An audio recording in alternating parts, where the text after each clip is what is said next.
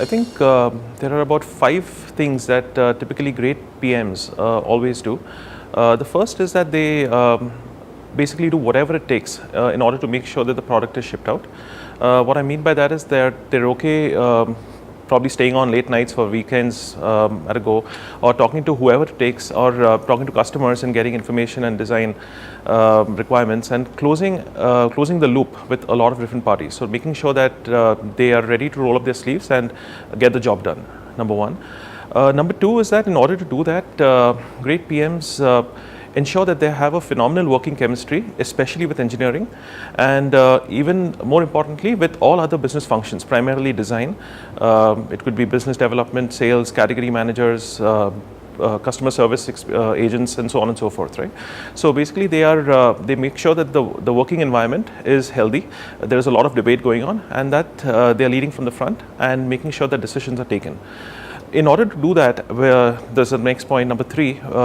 I think great PMs have excellent communication skills. And what I mean by that is not necessarily being able to speak eloquently, but being able to break down the problem. If it's talking to engineers, and they are able to break it down to their level, to explain technically as to what the challenges are and how they can be solved, and seeking their opinions, as well as being equally comfortable talking to maybe CXOs to explain the status of where the project is heading. Number 4, which I think is extremely important, is leads me to a saying by Edward Deming, which goes like, in God we trust, but everyone else please bring data.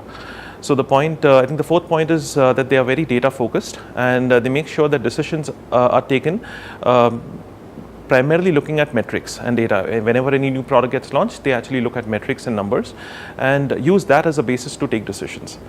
And finally, which may be a little cliched, but the fact is that great PMs are the voice of the customer in the room.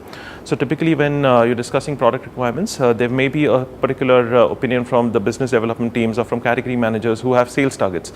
Similarly, there could be other concerns that engineering may have.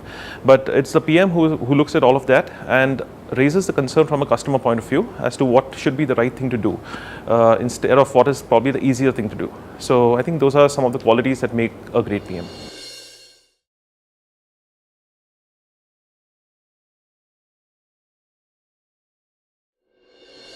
I think that really depends.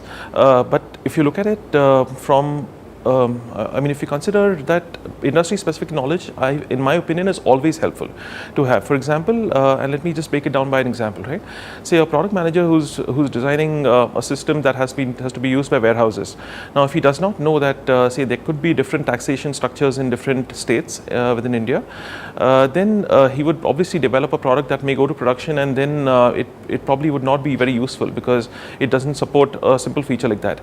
So having an industry background is always very helpful, and that's where the point that I made about great PMs also comes in, that they have a great working relationship with their counterparts in business development and category management and probably sales, right?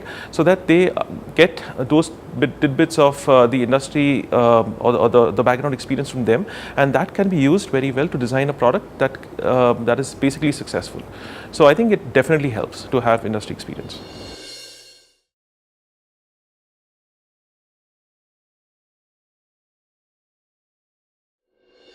I think the two are a little bit different. While they share a lot of common traits, but there are some differences. For example, if you're launching a new feature, what is significantly important is to have a very clear goal as to what is it that you want to do, and what is the product aimed at, who is the product aimed at, what are some of the metrics that you would want to measure as soon as it goes live, and how are you basically going to achieve that. The reason for that being important is to arrive at what is called as an MVP, or a minimum viable product.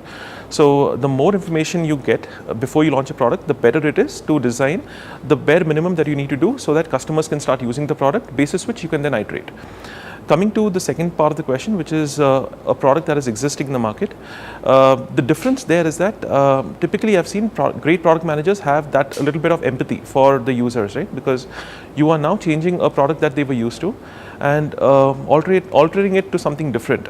So sometimes users may not really like it. So I think what matters there a lot is that you build in a configurable system.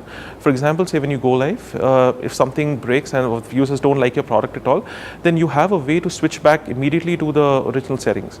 I think that that kind of empathy or that kind of understanding in building configurable systems always helps.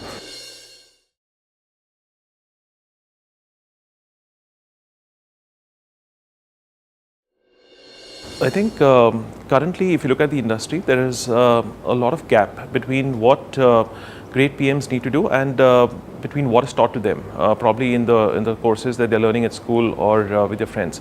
And I think a course like UpGrad's product management course basically helps to bridge that gap, because it not only gives you a structured coursework and a structured framework for approaching product management problems, but it also gives you a sort of a mentorship framework, right, where you can actually interact with experts from the industry who've probably done something similar before, and their experience can guide you. So all in all, I think it's a fantastic tool to have at your disposal to actually understand and learn more about product management as a career.